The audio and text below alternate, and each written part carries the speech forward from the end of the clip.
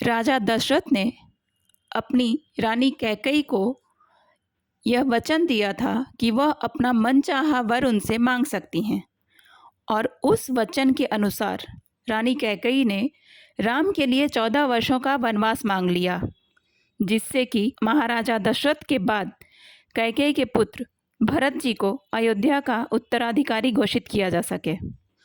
न चाहते हुए भी राजा दशरथ को अपना यह वचन पूरा करना पड़ा।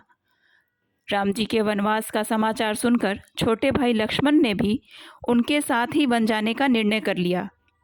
पत्नी धर्म का पालन करते हुए सीता जी भी राम जी और लक्ष्मण जी के साथ वन को प्रस्थान कर गईं। अपने प्रिय पुत्र राम के वनवास को राजा दशरथ सहन नहीं कर सके और चल बसे।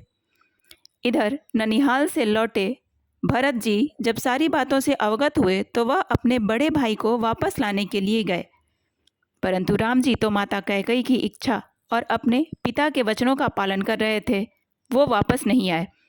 अब इधर भरत जी ने अपनी माता कैकेयी के कर्मों का प्रायश्चित करने और बड़े भाई राम के प्रति अपने आदर, स्नेह और रघुकुल के उच्च मूल्यों का पालन करते हुए स्वयं भी राजमहल की भौतिक सुख सुविधाओं का त्याग कर दिया और स्वयं को राम जी का सेवक और बड़े भाई श्री राम जी को राजा मानते हुए राम जी की चरण पादुका को ही राज सिंहासन पर विराजमान करके राजकाज का संचालन करने लगे।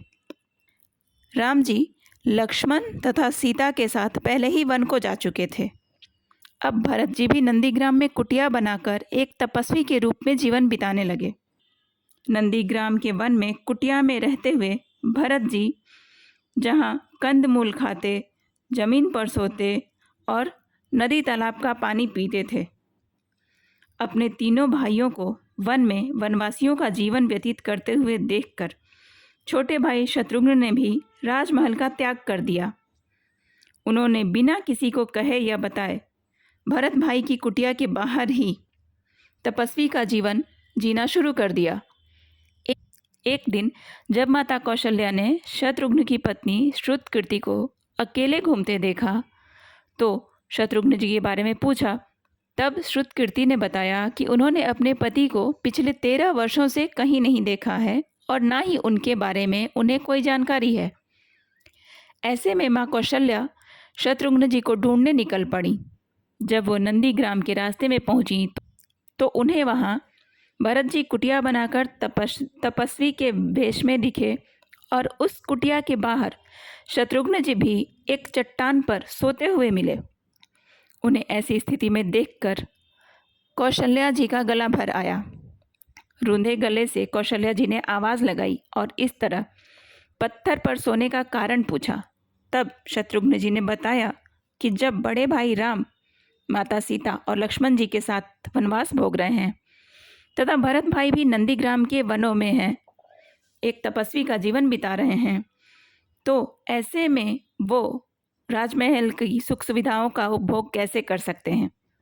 माता कौशल्या निरुत्तर हो गईं। उन्होंने शत्रुघ्न को मथुरा का राजा बनाने का आदेश दिया और पत्नी श्रुतकीर्ति के साथ राजकाज संभालने को कहा। इस तरह 13 वर्षों के वनवास के बाद शत्रुघ्न मथुरा के राजा बने। लगभग 12 वर्षों तक उन्होंने मथुरा पर राज किया।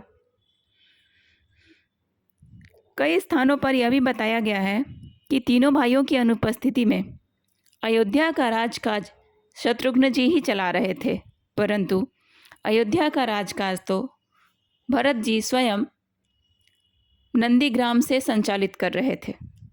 आपको वीडियो पसंद आई है तो कृपया लाइक, शेयर और सब्सक्राइब कर दें।